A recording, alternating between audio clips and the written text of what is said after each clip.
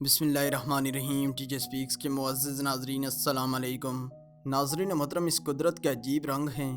اس کا خالق اپنی مخلوق کو مختلف طریقوں سے جانچتا ہے۔ وہ دیکھتا ہے کہ انسان کیا سے کیا کر سکتا ہے۔ ایسا ہی واقعہ آسٹریلیا میں پیش آیا جب ایک شوہر اپنی بیوی کی آخری رسومات ادا کر رہا تھا کہ اچانک اس کی بیوی چلتی ہوئی اس کے سامنے آ گئی۔ آخر یہ ماجرا کیا تھا؟ اسپر واحد ویڈیو کو آگے بڑھنے سے پہلے نئے والے ناظرین سے گزارش ہے کہ ہمارے چینل کو سبسکرائب کریں اور ساتھ گھنٹی کے نشان کو بھی دبائیں تاکہ ہر نئی آنے والی ویڈیو کا نوٹیفیکیشن تسلسل و تواتر کے ساتھ آپ تک پہنچتا رہے۔ دوستو، اس کے علاوہ ہماری ان کاوشوں کا صلہ میں لائکس اور کمنٹس ضرور دیں۔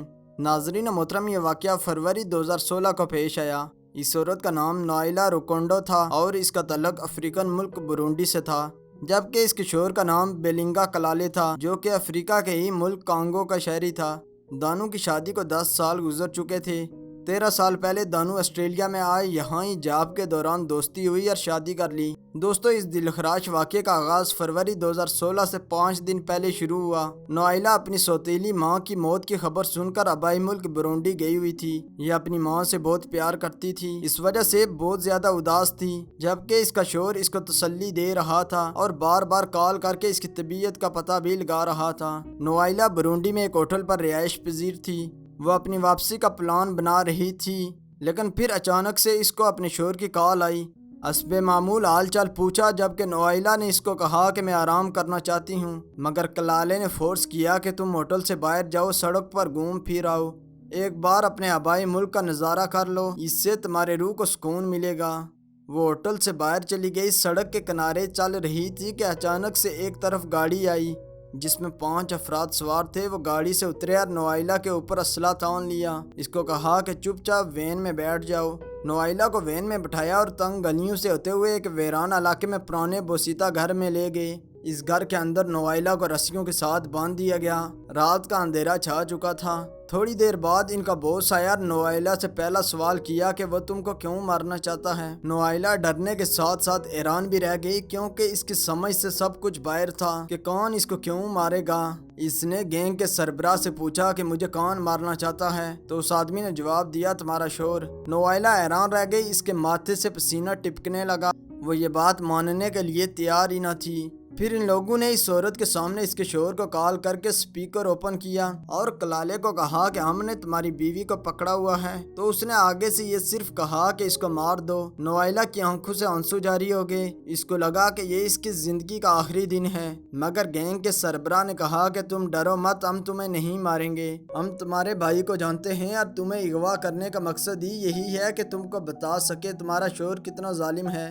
کلالے نے اس گینگ کو کثیر رقم دی ہوئی تھی تاکہ وہ اس کی بیوی کو قتل کر دیں۔ دوستو، برونڈی ایک غریب ملک ہے اور وہاں ایسے گینگ کو تلاش کر کے سپاری دینا بہت آسان کام ہے، مگر اس عورت کی زندگی ابھی باقی تھی، اس لیے گینگ نے چھوڑ دیا۔ اس کے علاوہ انہوں نے نوائلا کو اس کے شوہر کے SMS کال ریکارڈنگ اور سارا ڈیٹا بھی فراہم کیا تاکہ آسٹریلیا جا کر اپنے شوہر سے بدلہ لے سکے۔ ان لوگوں نے نوائلا کو رہا کیا اور حکم دیا کہ فوراً اس ملک سے نکل جاؤ، کیونکہ یہاں تمہارے لیے خطرہ ہے۔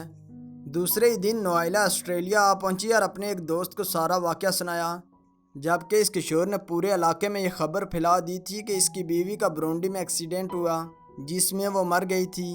نوائلا نے اپنی دوست سے مل کر پولیس کو بھی سارا واقعہ سنایا اور سارے ثبوت بھی فراہم کیے۔ اسی دن کلالہ اس کی آخری رسومات بھی ادا کر رہا تھا۔ اس کے سارے دوست اور رشتہ دار بھی جمع تھے۔ اس کا شوہر جھوٹے آنسو بھی بہا رہا تھا، یہاں تک کہ اس نے ایک تابوت کا انتظام بھی کیا ہوا تھا تاکہ وہ اپنی بیوی کی یاد میں اس تابوت کو دفن کر سکے، مگر نوائلا اس کے سامنے گاڑی میں بیٹھی ہوئی تھی اور سارا منظر دیکھ رہی تھی۔ یہ گاڑی سے اتری اور آہستہ آہستہ چلتے ہوئے شوہر کے سامنے آ کر کھڑی ہو گئی۔ کلالے کو حیرت کا جھٹکا لگا اور وہ سر پکڑ کر بیٹھ گیا۔ نوائلا نے شوہر کو کہا کہ کیسا لگا ہے میرا سرپرائز، میں زندہ ہوں۔ سب لوگوں کو یقین نہ آ رہا تھا۔ پولیس نے فوراً کلالے کو گرفتار کر لیا۔ دوستو، دراصل نوائلا اور اس کے شوہر کا ایک بزنس تھا جس میں دونوں کے شیئر تھے، مگر کلالہ اپنی بیوی کو مار کر سارے بزنس پر قبضہ کرنا چاہتا تھا۔ اس لالچ نے اس کو اتنا اندھا کر دیا کہ اپنی 10 سالہ شادی کو بھی بھول گیا۔ اب اس کو 10 سال کی قید ہو چکی ہے۔ تو دوستو، انسان بہت ظالم ہے۔ دولت نے اس کو اتنا خود غرض بنا دیا ہے کہ وہ اپنوں کو بھی نہیں پہچان سکتا۔ ایسے لوگوں کے ساتھ کیسا سلوک کیا جائے، اس کا جواب ہمیں کمنٹ میں ضرور دیں۔ تو دوستو اگر آپ کو ہماری یہ ویڈیو اچھی لگی ہے تو اس کو لائک کریں، اپنے دوستوں کے ساتھ شیئر بھی کریں۔ اسبر روایت ویڈیو کو آگے بڑھنے سے پہلے چینل پر نئے آنے والے ناظرین سے گزارش ہے کہ ہمارے چینل کو سبسکرائب کریں اور ساتھ گھنٹی کے نشان کو بھی دبائیں تاکہ ہر نئی آنے والی ویڈیو کا نوٹیفیکیشن تسلسل و تواتر کے ساتھ اب تک پہنچتا رہے۔ تب تک فی امان اللہ۔